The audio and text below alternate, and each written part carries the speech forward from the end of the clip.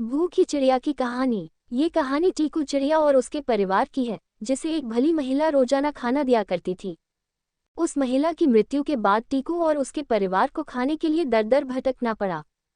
पूरे परिवार की खोज के बाद जो खाना जमा होता वो उनको कम पड़ता। टीकू चिड़िया को यह एहसास हुआ कि कुछ क्षण भर की सुविधा के लिए हम भूल जाते हैं कि हमें अपनी चीजों के लिए खुद ही हाथ पैर मारना होता है। कोई यदि सहायता कर भी दे तो उस पर ही आश्रित नहीं होना चाहिए, क्योंकि जिस दिन किसी कारण हमें उस व्यक्ति से मदद मिलना बंद हो जाती है उस समय हम खुद को मजबूर और कमजोर महसूस करने लगते हैं। इसलिए सिर्फ अपनी क्षमता पर ही भरोसा करना चाहिए। बहुत सालों पहले की बात है। घंटाघर में एक टीकू नाम की चिड़िया रहती थी। वो अपने माता पिता और 5 भाइयों के साथ वहां रहती थी। वो बहुत नाजुक सी प्यारी सी चिड़िया थी और उसके पंख बहुत कोमल थे। टीकू की मां ने घंटाघर की ताल पर ही उसे चहकने का अभ्यास कराया था। घंटाघर से नजदीक एक घर था, जहां एक महिला रहती थी और उसे पक्षियों से बहुत प्यार और लगाव था।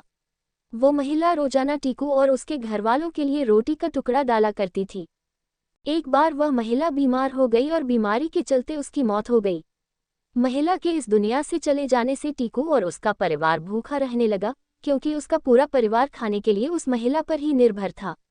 अब न तो टीकू के परिवार के पास खुद कुछ खाने को था, न ही वे खुद अपने लिए खाना ढूंढ पाते थे।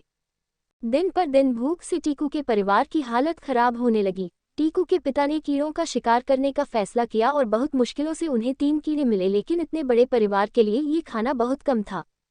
खाने की तलाश में टीकू, उसके भाई और माँ भी जगह जगह खाने की खोज में निकल पड़े। एक घर की खिड़की के पास टीकू की मां ने अपनी चोंच से उस खिड़की के पास जाकर खिड़की खोलना चाहा तो वहां भी कुछ खाने को भी मिला, बल्कि उस मकान के मालिक ने गुस्से में आकर उन पर राख फेंक दी, जिससे टीकू की मां, उसके भाई और वो खुद खाके रंग के हो गए। दूसरी ओर टीकू के पिता को खाने की खोज करते करते एक ऐसी जगह मिलती है जहां अधिक संख्या में कीड़े थे। पिता खुश थे क्योंकि अब उनके कई दिनों के खाने का प्रबंध हो गया था। वो खाना लेकर बहुत उत्साह के साथ घर पहुंचा तो देखता है कि उसके घर पर कोई भी मौजूद नहीं है। ये देखकर वो बहुत परेशान हो उठा कि आखिर सब गए कहाँ। जब टीकू चिड़िया अपनी माँ और भाइयों के साथ घर वापस लौटी तो टीकू के पिता अपने परिवार के ही लोगों को नहीं पहचान पाए और टीकू के लाख समझाने के बाद भी वो नहीं माने और गुस्से में उन्हें वहां से निकल जाने के लिए कहा। टीकू चिड़िया कहती रह गई कि हमारे ऊपर किसी ने राख फेंक दी, इसलिए आप हमें नहीं पहचान पा रहे, पर उसके पिता ने उनकी एक न सुनी। पिता को समझा कर अब सब निराश हो चुके थे और हार मान चुके थे, लेकिन टीकू चिड़िया ने हार नहीं मानी। वो अपनी माँ और भाइयों को तालाब लेकर गई और सबसे पानी में जाकर नहाने के लिए कहा, जिससे उनके शरीर पर लगी राख साफ हो गई और सब अपने पहले रूप में वापस आ गए। टीकू के पिता को अपने किए पर पछतावा हुआ और उन्होंने टीकू समेत उसकी माँ और अन्य बच्चों से माफ़ी मांगी। भूखी चिड़िया की इस कहानी से हमें ये सीख मिलती है कि हमें पूरी तरह दूसरों पर निर्भर नहीं रहना चाहिए और हमेशा खुद पर ही भरोसा करना चाहिए। भूखी चिड़िया की कहानी का कहानी प्रकार। भूखी चिड़िया की कहानी एक पंचतंत्र की कहानी है और इससे एक अच्छी प्रेरणा मिलती है। अक्सर पूछे जाने वाले प्रश्न।